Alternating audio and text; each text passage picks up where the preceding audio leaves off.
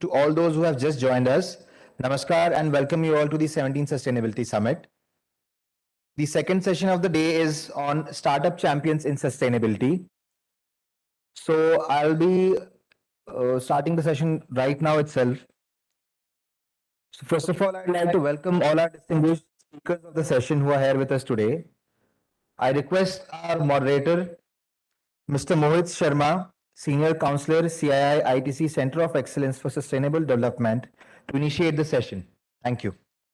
As well as I'll also request the panelists to please come on stage so that we can start the session in time. Thank you.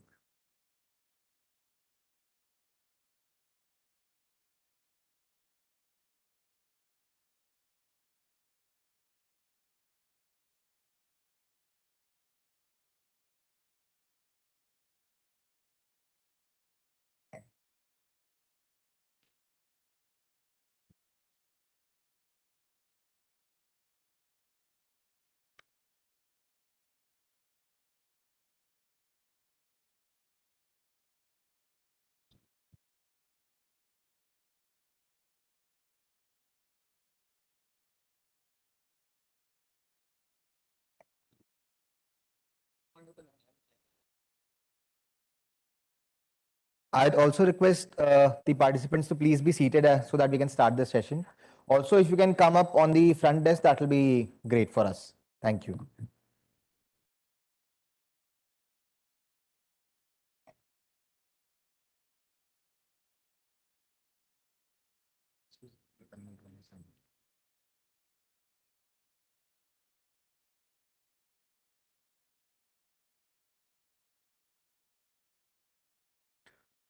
Very good morning, everyone. So we'll just proceed with our session on Startup Champions in Sustainability.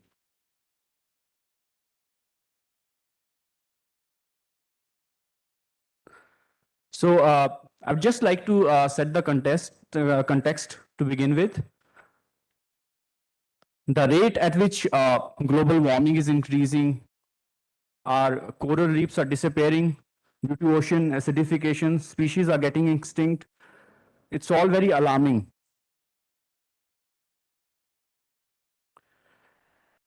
And we have already, as you all must be aware, crossed most of the planetary boundaries which have been identified so far. There are 9 planetary boundaries that exist as of now.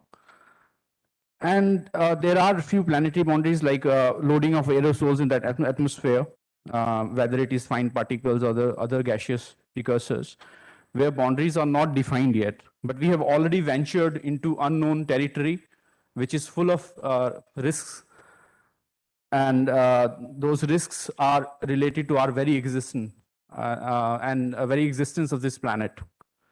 So more than ever, we need breakthrough technologies and business models that can reverse this trend and restore ecosystem services by working with the nature. So on the other hand, we are quite hopeful that these new tech and new age startups are going to really set things on right path and are going to shape our future, which will be sustainable. So evolving technologies as well as policies and private sector investments, which are now creating a healthy ecosystem for startups to basically experiment and develop solutions that are really suited to the local needs. And India, as you're all aware, India has become a third largest ecosystem, startup ecosystem in the world after US and China. And new age startups have focused on innovative and economically viable solutions to really accelerate the pace of environment and social impact. So as we all agree, the role of startup is really vital in taking a leap towards sustainable development. But the road is also full of challenges. And there are multiple challenges for the startups. Building a business and sustaining it is not an easy task. Access to capital, bankability of new solutions, and risk perception by financiers are some of the major challenges that we face as of now. So without much ado, I would now like to introduce our distinguished panelists. And I really want to would like to encourage panelists to please speak about their journey so far, so which also inspires others basically to really, build solutions for tomorrow. So today we have the opportunity to have, we have with us Mr. Tarun Jami, who's building material technologist, pioneering in the use of crop residues to create low cost building materials that can actually cut the cost of construction and have huge environmental benefits.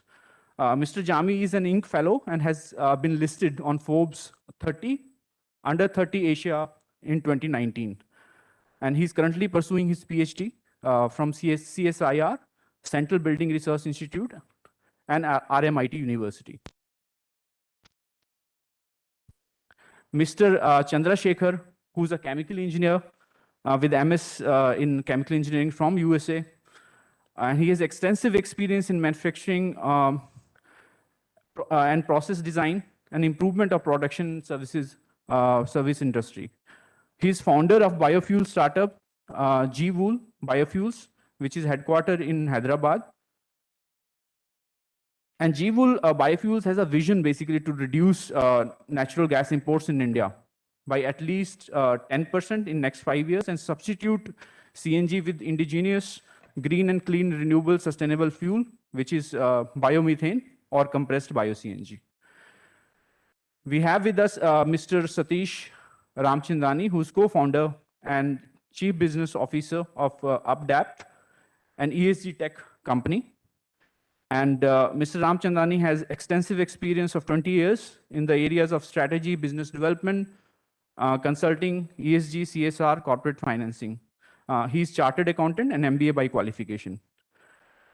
We have Mr. Rajesh K, who is currently the Chief Quality and Sustainability Officer at Licious. And he has over 20 years of industrial experience in the food industry.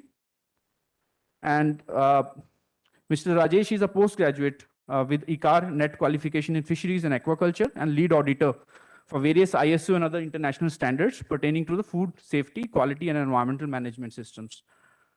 So with that, I would like to open the floor and request Tarun to please tell us about his journey and the kind of solutions that he is offering. Over to you, Tarun. Hey, good morning. I'm Tarun. I'm the founder of Green Jams. The goal for us is to basically remove 10% of global carbon dioxide emissions, and the path that we've chosen is carbon negative building materials made from crop residues and byproducts of steel and power industries. Our flagship innovation is called Agrocrete. It's again made from crop residues like paddy straw, bagasse, cotton stalk, corn stover, and so on. And it helps reduce construction costs by 50% and improves the thermal insulation of a building by 350%. I mean, the journey, as Mohit had put, was actually quite long. I've been in this space for the past 8 years, but what I would actually like to talk about is the motivation and the things that we've done to realize this, this mission that we've been on, and how we've come so far. I mean, there's still a long way to go, but I think it's also important to celebrate the small wins. So I started this company right out of college. This was 2014 when, or at least the idea to start this company started when I was back in college in 2014, where the vision was to not be a regular engineer, but actually come up with a solution that could potentially change the way that we build and consequently make the buildings that we live in, the spaces that we inhabit, a driver for climate change reversal. So that was my first exposure to building materials like hempcrete, and then after evaluating the product, and then that's when I realized that, hey, what exists at this point is not good enough for the Indian construction industry, and therefore I spent a good 3-4 years learning more about the product, developing it for the Indian construction industry, also starting my PhD along the way, acquiring the skills that were necessary to do this. And by 2019, though I was successful at developing the world's strongest hempcrete. But unfortunately, what happened is we don't have a hemp industry, number one. And number two, that was my first exposure to Delhi's extremely poor air quality, where I almost crashed my car not because of the smog and but because I inhaled too much of it and my vision got blurry. It was quite dangerous, and I mean, it kind of made me wonder how over 1 million people uh, live in these sort of conditions, and for a good quarter of a year. And that's when I tried to understand a little bit more about the problem, and uh, I identified that crop residue burning is also one of the major causes, almost 44%. And digging a little deeper, also realized that the 100 million tons of crop residues that are burnt in India cost the country almost $27 billion in economic losses because of loss of public health and worker productivity. So it was this problem that led to the genesis of our flagship innovation, as I said, I just mentioned Agrocrete. The journey has been a little long and convoluted. We did have COVID in between, which threw a wrench into our works, and we had to then work around it, set up manufacturing units. But what COVID also did for us was open up this entire new, open up the minds of the general customers. They started looking at sustainability a little bit more. Our original pitch was supposed to be on cost savings, but then now we were opening doors with sustainability and then selling on the basis of cost savings. But beyond that, I think as a startup, one of the biggest advantages or the unfair advantage that we have over, say, corporates or large industries is that we're able to design an entire business from the ground up, from scratch, and while incorporating all of these principles. So even though the goal was to essentially remove 10% of global carbon dioxide emissions, that's not something that a large corporate can actually suddenly wake up one day and say, this is what we want to do now. But as startups, we have that advantage because I mean, there's nothing existing, there's nothing to lose, and therefore we have the ability to simply start and then build an entire trillion-dollar company around it. Thank you so much, Tarun. And next, I would like to invite our panelist, Mr. Chandrasekhar, to basically talk about their work and focusing basically on what kind of solutions they're offering and what kind of future they're envisioning, basically. Over to you, Mr. Chandrasekhar. Yeah. Good morning, everyone. Thank you, Mohit, for the kind introduction. Thank you, CII, for giving me this opportunity. So, I'm founder of Girral Biofuels. We are based out of Hyderabad, Telangana. So for me, I'll just start with a quick journey, why I started this. So my kid, who is 4 years old, he asked me about a polluting vehicle when he saw that on the road. My kid learned that pollution is not good for environment, not good for them as a kid in their school in PP2 first class. He asked me a question, Nana, how can we avoid this pollution?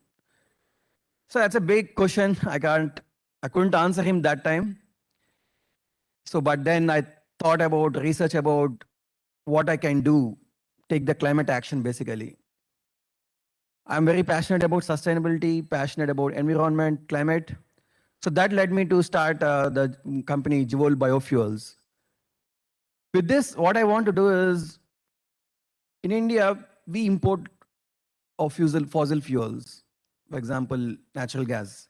50% of our natural gas consumption, we import them.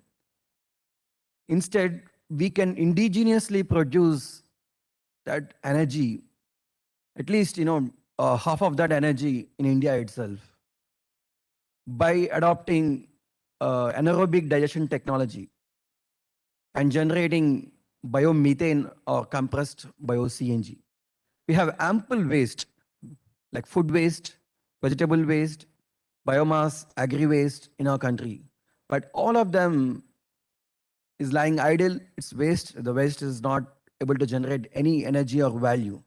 It is ending up in landfills in urban cities and even in small towns and villages, where it decays naturally and then emits methane. And that methane is more dangerous, 20 times more powerful greenhouse gas than carbon dioxide. It is the second highest abundant greenhouse gas. So we can capture that methane and then use that as a bio-CNG with advanced biofuel technologies that are there in our country, and we can be indigenously use that energy. The byproduct that we get out of this technology is biomanure. It's very, very high fertile manure. You might have seen in magazines, books, papers, the soil, right, where the soil is broken down because we are using the soil carbon content with chemical fertilizers, with high inputs that are not good for soil. Sustainability is not there. If the soil is not fertile, how think everything else can be, sustainable? So this manure can go back again into the soil. It will improve the soil carbon content. It will improve the productivity of the agriculture, and thereby it ensures the energy security and also the food security. So this is the solution we are trying to implement in our country. We are a startup company. We are making progress. A lot of challenges are there. Awareness is there, as someone mentioned here in the delegates. There's no source segregation is happening, whether it is household, whether it is restaurants, whether it is industries, right? So that means our waste is contaminated, whether it is food waste or the plastic waste. That leads to a lot of problems. We can start that at source segregation. So that is good for our industry, biofuel industry. It's also good for plastic recycling, and it helps everyone in the entire value chain. So biofuels has got a lot of potential. Biofuel, like biomethane is one option. The other option is bioethanol, which we are doing good as a country. And there's also another biofuel, biodiesel, which replaces the diesel. So that is again not going good because of the systematic problems that we have in our country. So this is the industry, very, very initial stages, nascent stages are there. We are trying to work on this, trying to build this company step by step. And I'm confident that we will be able to achieve success in this journey.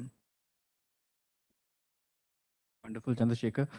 Now I would like to invite our next speaker, Mr. Rajesh, who's Chief Quality and Sustainability Officer at Licious. Over to you, Mr. Rajesh. Good morning, all. Thank you, CA, for such a wonderful event and giving this opportunity to speak about Licious.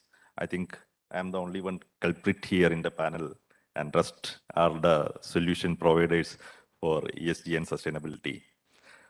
Why I'm saying that, I think in many of you may be having the same concern in your mind, representing the meat industry, how I am going to take the sustainability initiatives, because across the world it is said to be for the emission, 29% is from the meat industry, right? And there are a lot of development happening for alternate protein. Before coming into our journey on sustainability, let me brief about Licious. Licious exists because India deserves better meat. That is what our thinking about our own existence. So having said that, we have been in the last 7 years, we are trying to transform India's most unorganized sector into an organized sector. We know that we are familiar with wherever we go, how the meat industry looks for the domestic consumption, the hygiene and other infrastructure of our slaughterhouses to wet markets, how dangerous it is with respect to the health and safe food concept. And in the pandemic, we came to know that the one story behind is like that, how the virus spread it is from the Wuhan seafood market. So all these are the importance of transforming this very much unorganized sector into an organized sector. And doing that, now Licious became India's most loved meat brand, I would say. And recently we turned into an unicorn, first in the D2C sector. How we did it, and that is most important, I think, for all of you. And I also would like to speak about more into that. We are now present across more than 30 cities, and we do have our processing centers in 5 locations. We started in Bangalore, then we expanded to Hyderabad, Gurgaon, and in Mumbai. We do cater 3 categories of meat products, which is mainly the poultry. Second is the red meat, where it comes lamb and goat, and then the fish and seafood. These 3 categories differ in length and breadth. So doing all these under the same roof is the biggest challenge for us, not only for sustaining the business, but to have some sort of sustainable initiatives also. This is the biggest challenge for us. And all of these categories are very much unorganized in India. 90% of the produce is going into the wet market, and Licious represent only the remaining 10%, and in which maybe 5% we holds, or 5 to 7% we holds.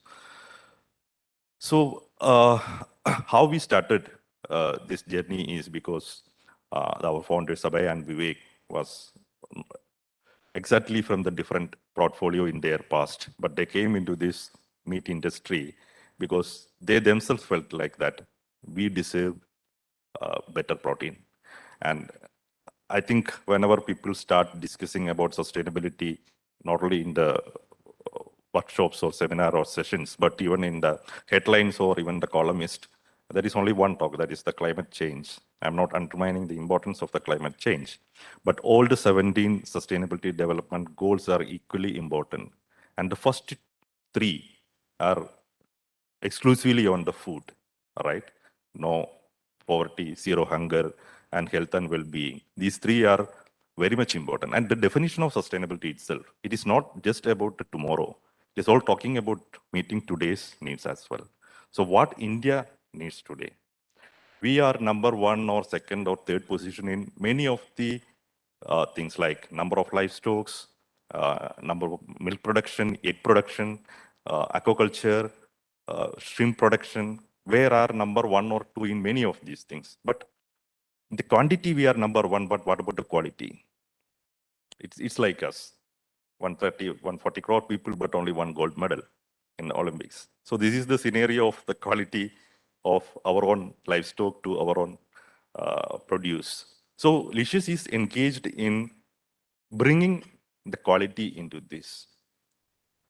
And the protein requirement, as per WHO, we are far, far below what the world average.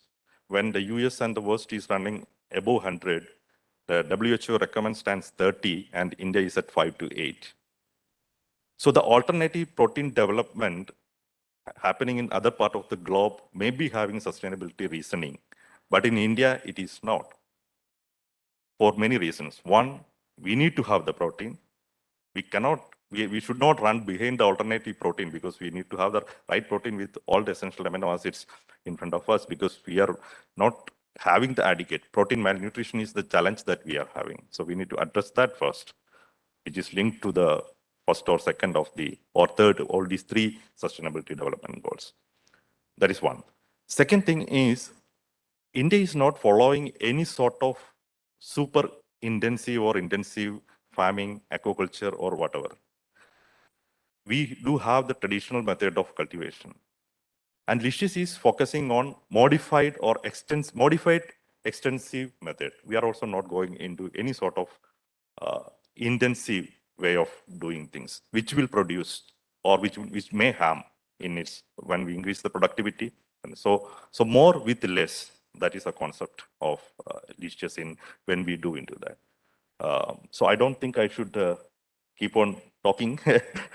Should I stop, or is there any timeline? Then I think post questions I can address many of the things. So let me conclude like that. We have been, in the last 7 years, we are running the show with a lot of commitment to sustainability and ESG. And I think we bagged 2 awards for our sustainability initiatives. One is the national award. One is that last couple of months back, we got in Singapore, the COP stage commercialized program, wherein the rising star in the startup ecosystem. So to bag a sustainability or ESG award, being in a meat ecosystem is a good challenge, where the respected juries were from the UN and the other eminent bodies. Thank you. Thank you, Rajesh. It's wonderful to hear about your journey, and heartening to know that Licious has such a strong focus on quality as well as sustainability. Thank you, Mr. Rajesh. Uh, Now I would like to hand over to Mr. Satish Ramchandani. Over to you, Satish. Thanks. So yeah, so we started our journey about 3.5 years back, and so I'm a co-founder with Updapt, and we have built a SaaS-based ESG solution and a sustainability solution, which would help businesses to track, monitor, and report their sustainability performances digitally, right? So just to go back a little bit on the history, when we started the firm about 3.5 years back, right? It was purely by virtue of our experiences in our professional lives, right? So earlier I was with some of the firms like Crystal Ratings, my another fellow co-founder who was with Thomson Reuters, where we got exposed to what's really happening in the space of sustainability reporting and performances, right? And what we experienced were some of the typical 4-5 problem statements in the market, and hence the thought of creating a solution which would address those problem statements. So I'll just summarize some of those problem statements. A, how do you really track your ESG data? Conventionally, I tend to go back 20 years back when I used to audit during my CA days, right? You didn't have those sophisticated systems of SAP, Oracle, and other things, right? You had more of vouchers and registers. So that's one of the problem statements, which typically is still there now. But yes, we have solutions in the market that how do you really perform your carbon footprint accounting? How do you really track your data points across various functions, across various sites? Second, the entire activity of appointing consultants and doing your GSG accounting, which is greenhouse gas, or the carbon footprint accounting itself, right? So you used to tend to appoint consultants, or probably lost at how do you really run that activity. Third, the way you have standardized accounting standards now, from a sustainability perspective, there are multiple standards, and the market at times used to get lost, how it is and all that stuff. Those are some of the challenges. And last couple of years, what we have seen is that, sustainability performance is an important metric for multiple stakeholders in the market to evaluate a business performance, whether it's investors, rating agencies, lenders, and other guys. Right? So these are the 4-5 problem statements. And back, about 3.5, 4 years back, about 5,000 or 50,000 publicly listed companies globally used to report their sustainability performances. That was kind of the number, and hence a huge opportunity. Right? So those are the problem statements, what existed, and we created a solution, to address the market needs. And in fact, what we have seen over time, specifically in last couple of years, it's getting so mainstream, that if you look at any business transaction, along with financial information, ESG performances is getting imperative, is critical, right? Even if you're not a listed company, we have Licious, for example, or we have other unlisted companies, who have leaders driving that function, and they need to disclose their ESG performances, right? And in fact, just to touch upon some of the other things from an India context perspective, right? About a year back, SEBI came out with the law we all know, where it's mandatory for 1,000 listed companies to report their sustainability performances, the so-called BRSR, from current financial year onwards, right? I'm speaking about still 1,000, we've got much more than 1,000 listed companies. So about last year, about 20% of the 600 companies, about 100, 125 are the only ones who actually reported their ESG performances. So that's a huge gap itself. And here we have created a solution to really bridge that gap, right? Even the entire activity of, how do you really align to global standards, itself is a challenge from a India market perspective, because, the talent is a challenge. People are still trying to match up those standards, right? So our solution really enables those companies, to manage those performances. Another important element is the supply chain, that, scope 3, for instance, contributes over 80% of the emissions. So how do you really monitor the ESG performances of the supply chain, right? Which could be your SMEs again, right? So again, there are digital solutions, including ours, which would help you, to manage the entire process digitally. So yes, to touch upon another angle, I tend to give a financial angle to whatever we do, because eventually all of us are running a business, right? So how investors have started taking decision along with financial metrics, on the ESG metrics also before they make a decision, pre-investment and post-investment from a monitoring perspective. Similarly, over 25 countries have made ESG disclosures mandatory in nature, India being one of them, right?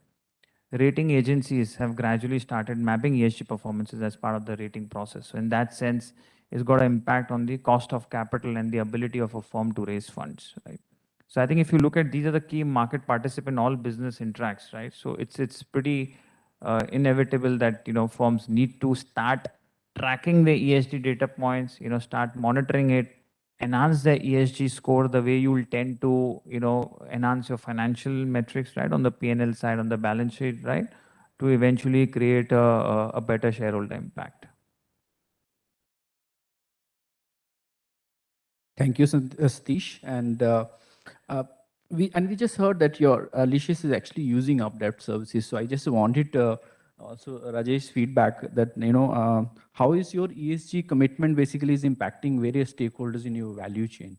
I think it'll be good for audience to basically really understand and know more about this. I think for the public, we are an e-commerce company, but it is not just that. We are farmers as well. We do manufacturing. So compared to the public perception, it is not just an e-commerce company who sells our product in our own platform. So in that case, it is fully digitalized kind of operation we do have. But in the backend, that is all about our front-end ops. In our all backend ops is the Pakka or pure manufacturing as well as the farming. We do have our own backward integration. So in this backward integration model, we need to have our prime stakeholder is farmers. The other side, the prime stakeholder is the fisherman community. So when we source our seafood, fish and seafood across the maritime states in India, we are directly engaging with the fishermen. So I think one of the government motive is also to double the farmers' income. So we are directly contributing into that by eliminating the middlemen. So that is one and the biggest stakeholder involvement that we do have. So ignoring the farmer community or the fisherman community, we can have any sort of thing. And the other thing is, yesterday also the minister and other, talking about the 5 trillion economy. In this 5 trillion economy, 1 trillion should come from the agri sector. So this, without enhancing the productivity and eliminating the middlemen and direct transfer of the benefits both sides towards the farmer and towards the consumer. So that is what Licious is doing in its engagement with stakeholder. And then bringing digitalization and other technology into the stakeholder platform is, obviously, we are handling the highly perishable goods, right? So wherein the temperature and time is the crucial parameters. So to track and monitor the temperature, we do have technology inbuilt systems. We do have IoT-based tracking devices, loggers, etc. And it is getting transferred into the cloud platforms, and on time, readily available data is for there if there is any fluctuations. So that way, it is not ensuring the quality and food safety, but we are able to avoid the wastage. So in India, the data is saying around 30% is waste, whatever we are producing. So that is bound to happen in this highly perishable meat and seafood sector as well. So by monitoring the storage conditions and the transportation and wherever in between from a farm to our processing center, and from processing center to the last mile delivery, we do have a complete tracking system enabled with technology. So that is about the process and systems. So when it comes to ESG, I'm thankful to Adapt, where Satish's product is a wonderful product that we do have now, which is very simple at the same time sophisticated with all sorts of framework. We can go to the BSR, we are go to the GRI. So my ESG team, who are subject matter experts, are I think we are one of the first client from Adapt to adopt this tool, and which is helping us in a big way to have the real-time data. Earlier, we do have data on our process parameters. Now we do have data on our utility consumption of water, how much waste we are generating in each of the processing unit, and what is the segregation and what is the disposal programs. And we have already set targets for Scope 1 and Scope 2, and all these are enabled through these platforms. Wonderful. Thank you, Rajesh. And I have actually one question for each of the panelists. I just request all the panelists to be as specific and brief as possible, and then we will hand over basically to take questions from the audience. So I have one question for you, Satish, which is, how important do you think is sustainability for the startups? And are startups really embracing ESG? What is your view? Because you have been directly working in this. So I'll just set some broad context, right? I mean, I'm sure all these numbers are available. Excuse me if the numbers are a little bit here and there. About ESG from an equity perspective, about 50 trillion is expected to be part of the ESG funds itself, about 1/3 of the total assets under management. Similarly, on the debt side, I think it's about a trillion now, and it's expected to be about 4.5 trillion. That's the kind of capital which is going towards, ESG investments. Similarly, as I said, over 25 countries have made it regulatory. In India, about 2016 to, I think 21, about $1 billion money was pumped by venture capitalists in India towards the climate tech businesses, right? So that's the larger context in terms of, the business ecosystem I'm talking about. Now let's talk about the ecosystem of a startup, right? Typically, that's what your question was. So what would, again, a startup would need funds, right, to begin a business or a scale a business, right? A startup, again, probably would have a customer where they could be a supply chain partner. Their customers could be the Marutis of the world or the Ciplas of the world, who again need to manage the ESG performances of their supply chain partners, right? And then governance, which again is extremely important. I'm breaking the ES and the G part. E significantly on the climate side, S on the diversity and the health and other side, and G largely on the governance side, right? So how do you really just imagine a mismanagement happening in a startup, and how do they really, and they are really accountable to the investors and hence the public money, in that sense, private and public money, right? So I'm saying startups, to raise funds again and to, from a continuous perspective, and to fulfill some of the specific requirements of the clients, if they are a supply chain partners, again, it's pretty, it's catching up, I would say. But if you have an equity investor, majority stakeholder, you have no escape. You need to submit your ESG performances, right? We have a private equity client, and they have mandated to all their investee companies, to submit and manage the ESG performances. Or even if they have a minority stake on the VC side, it's catching up. I would not say it's really prevalent, but it's catching up. Second, fundamentally from a business philosophy perspective, like we have unlisted companies here, whether it's Licious, Way Cool, and other companies, who have their sustainability heads and monitoring the ESG performances. Yes, they do have certain challenges initially. The ones, before they scale up in terms of the cost and other elements, right? Or in terms of the skill sets to run the ESG agenda. But they can start in their own small way, right? They need not monitor 100 ESG data points. They could start with 5 or 8, which is specific to the size of the business they are, or the business line they are into, right? It could be small diversity elements, it could be their governance and the ethics part, which again is part of the ESG, right? So I think there are solutions around that. But see, there's going to be no escape any which ways, right? You want to make money, you are going to go investors, you're going to go public. It's just that you are setting the groundwork a little bit earlier. It's more of the way you run the company. It's more of a culture, I would say. Right? Thank you, Satish. And now I will pose a question to Mr. Chandrasekhar. You highlighted very important aspect of your business model, that you really need source level segregation in order for this business model to be successful. So my question to you is, what do you really envision? Do you see, a new business opportunity to enable source segregation, or would it be that you would need collaborations with the, NGOs to really enable this, maybe through a peer pressure system or social feedback? Or do you think a policy framework from government, I'm sure, and there is already a policy framework for source level segregation, but clearly it is not working. So what more is required on the policy front? If you could please enlighten us. Yeah, so very good question. So it starts right from me as a person. And me as a person should translate to family, to home, and then to society, and then to city. So start segregating the waste. Because we have bins, we have the system. Only thing is, we're not following that. It does. I tried myself too. It doesn't take even 10 seconds for me to drop wet waste in the wet waste bin, whether I'm in airport, whether I'm in hotel, or even in my home, and plastic waste in the dry waste bin. So that 5 seconds, 10 seconds is what it takes, at every individual level.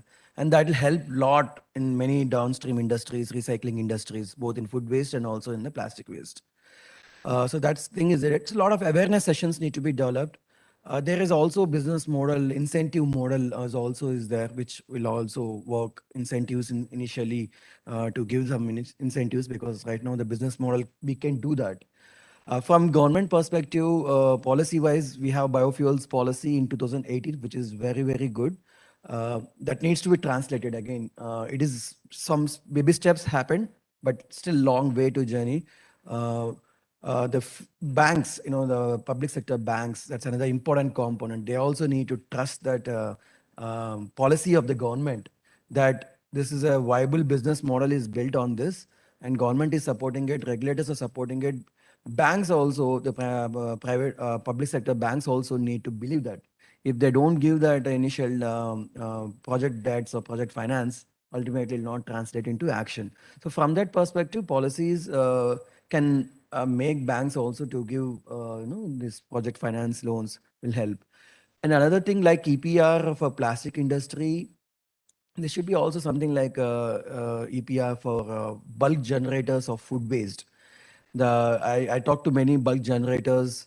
Unlike it is quantified and measured and tracked in the plastics, it is not done for the food waste. It is only ending up in landfill. So that can be also like how the MPR industry is working good. It can also work similarly for the food waste, the vegetable waste, and biodegradable waste.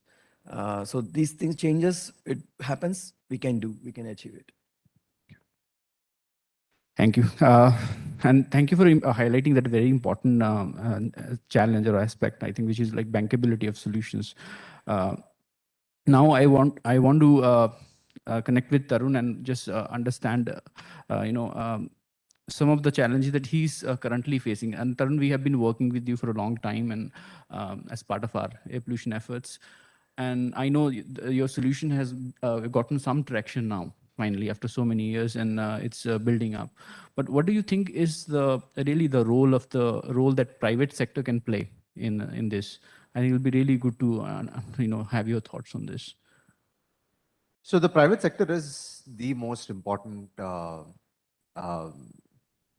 sector that we're focusing on at this point. While governments and regulations could potentially help scale this up, I mean, incentive or not, we do what needs to be done. And the only way that this can be done is through the collective of businesses that exist at this point, who already have made commitments. So I'm actually really thankful to companies like ITC, Shell, and CBRE, who have been past customers and continuing at this point. And also other important stakeholders like LODA, DLF, and so on, who have already made commitments and are evaluating our products. Without the private sector, I doubt many innovations in this world would survive, because it's always the first place where you cut your teeth. And I mean, if you're actually also referring to the difference between how the private sector and the public sector works, the public sector essentially has a few obvious challenges in terms of how they can procure, being able to be fair to the larger industry, and basically be impartial to the solution providers at large. But with private sector, I mean, it's pretty straightforward, right? Money, goal, and fulfillment. As simple as it. Wonderful. Thank you, Tarun. And now we open up for questions from the audience. Any questions, please? Can you please hand over the mic? In the front, there are two questions.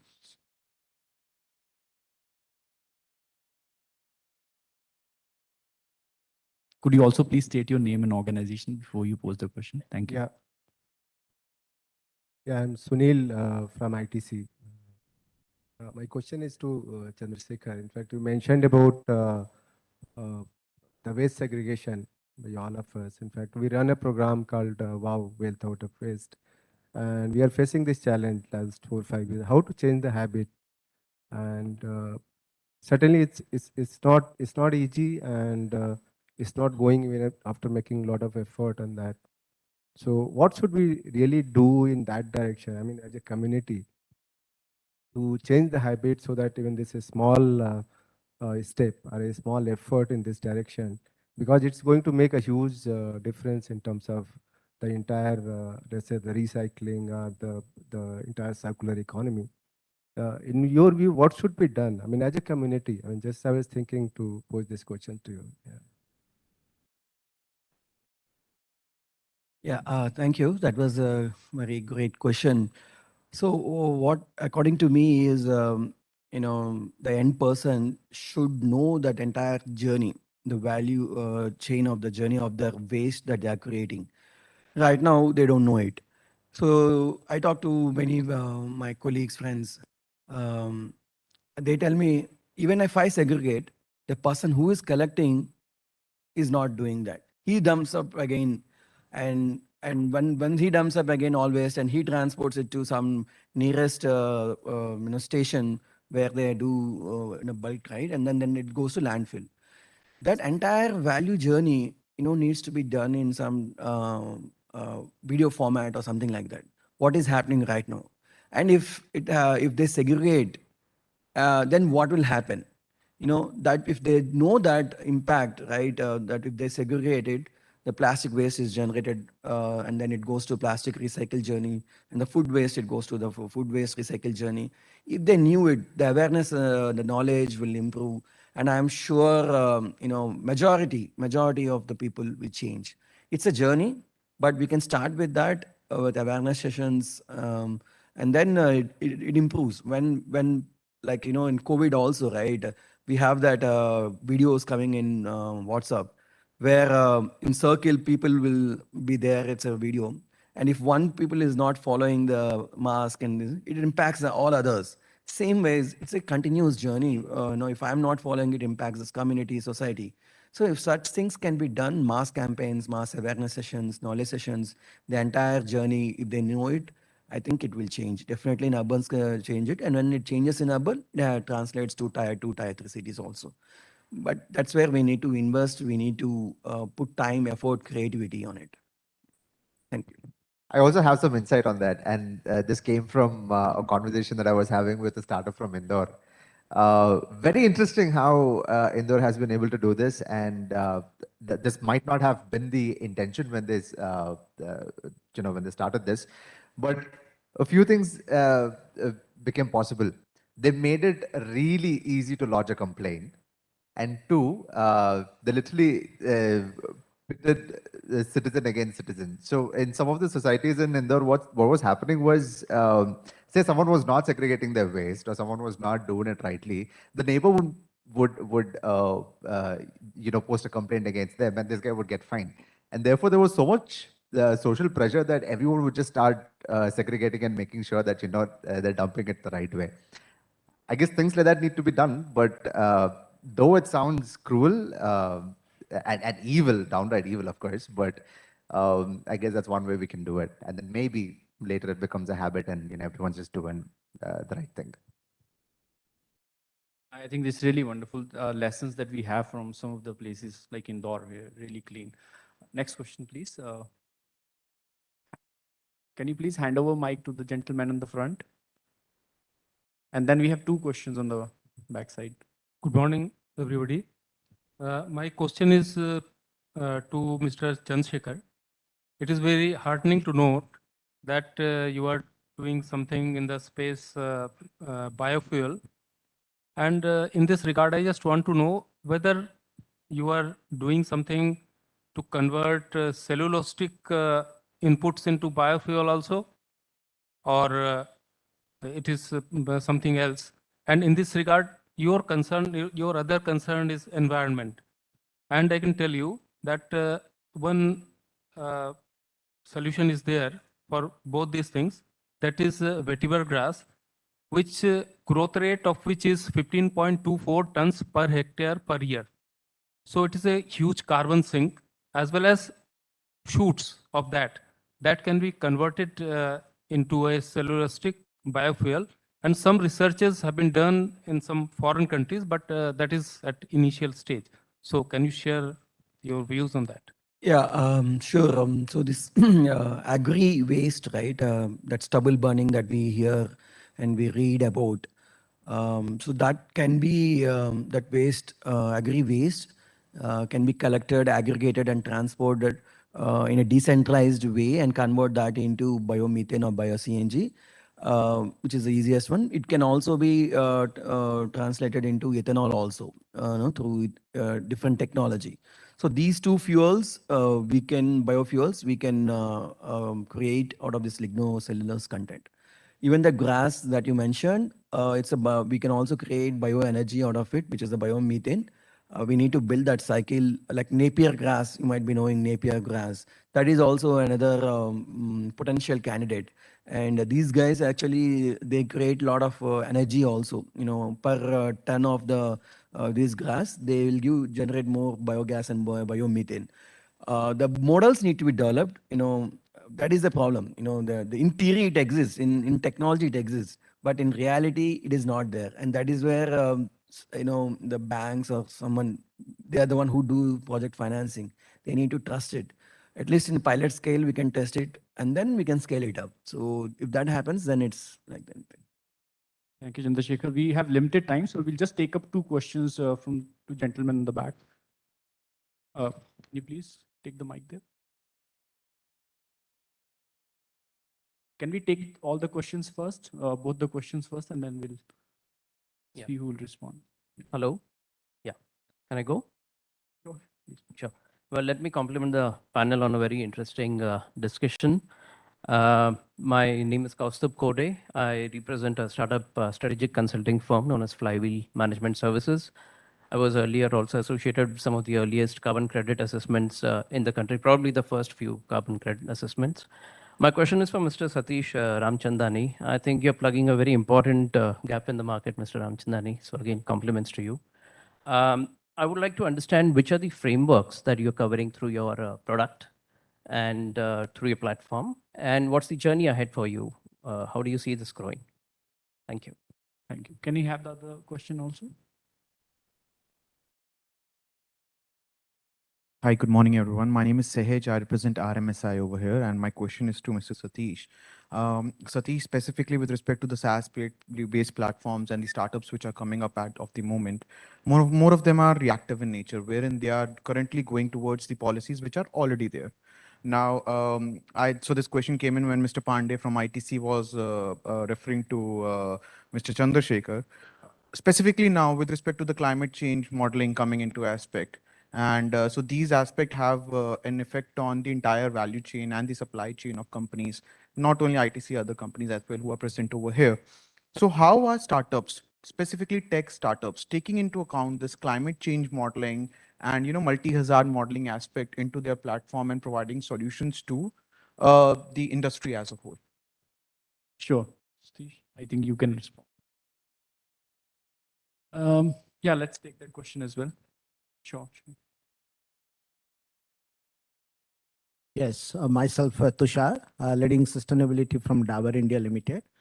This is not related to question. This is, I think, a very interesting things. I think many of the organization, if you see last 2-3 years, in terms of environment awareness, many things like first the rule last 2 years is booming on EPR rules. Now is a mandatory reporting of the ESG. People are doing decarbonization, renewable energy, everything, whether it's the FMCG company or the automobile industry. So my question, because thanks to CII for the sustainability summit. This is the summit where all the industries, people, service provider, policy maker is present here. I think many companies is doing very good things and they are on the platform and to do so many things in terms of sustainability or EPR like this. So we have rules in the policy makers that key to environmental compensation to a lot of things is there. If you will not do this will be environment compensation like to this. So my question is to these policymakers, and you can give a suggestions.